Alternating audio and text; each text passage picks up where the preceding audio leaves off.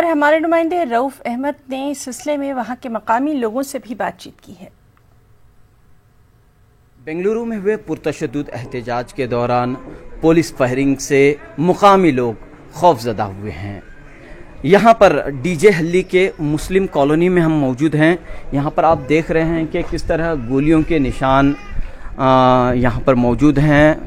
रात में यहाँ पर पुलिस ने फायरिंग की है और कई जगहों पर जो है इस तरह की गोलियों के निशान आप देख सकते हैं इस मुस्लिम कॉलोनी में। और इस पूरे मामले के बाद यहाँ के लोगों में खौफ और दहशत देखने को मिल रही है। बताइए कैसे क्या हुआ रात में? रात में फुल गलाटा 8 बजे से शुरू हुआ, 12:30 तक गलाटा हुआ और फायरिंग भी चली और गैस भी चलाए पुलिस वाले और 2-3 आदमी कुछ जख्मी भी हुए।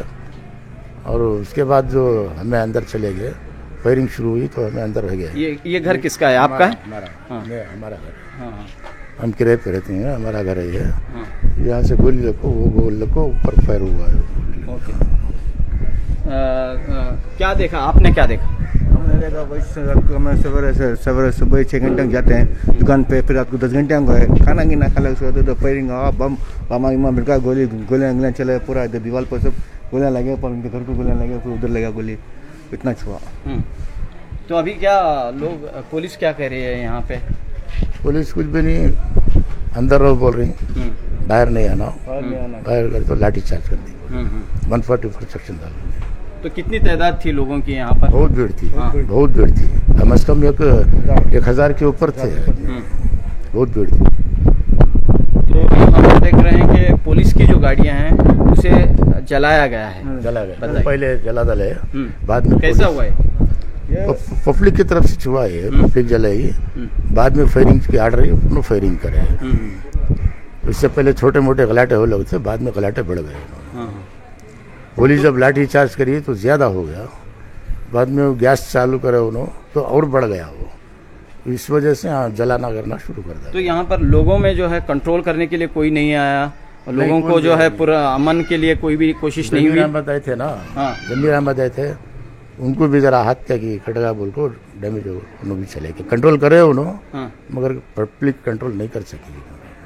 तो ये आप देख सकते हैं कि पुलिस स्टेशन के बिल्कुल करीब ये कॉलोनी है, मुस्लिम कॉलोनी। यहाँ पर भी जो है पुलिस की फायरिंग हुई है।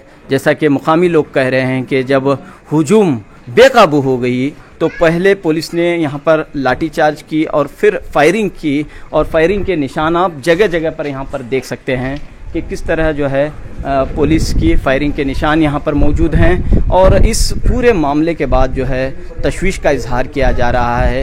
एक मुतनाज़ा पोस्ट, एक इश्तिआल अंगेज़ पोस्ट जो यहाँ के मुकामी एमएलए के एक रिश्तेदार ने सोशल मीडिया में नशर किया और इसके बाद ये बड़ा वाक़या पेश आया है। और कहीं ना कहीं ये पूरा वाक़या तशवीश का सबब बना हुआ है कि किस तरह एक पोस्ट के ज़रिए मजहबी जज्बात को मजरूह करते हुए, मजहबी जज्बात को ठेस पहुँचाते हुए इस तरह के वाक़यात पेश आते हैं। कैमरामैन महेश के साथ रऊफ अहमद, न्यूज़ 18 उर्दू, बेंगलुरु। और बेंगलुरु में तशद्दुद के दौरान भी फ़िरक़ेवाराना हम आहंगी को बरकरार रखने की पूरी कोशिश की गई। अक़लियती तबके से ताल्लुक़ रखने वाले नौजवान एक मंदिर की हिफाजत के लिए शरपसंदों के सामने सीना सपर हो गए और इंसानी जंजीर बनाकर मंदिर की हिफाजत की।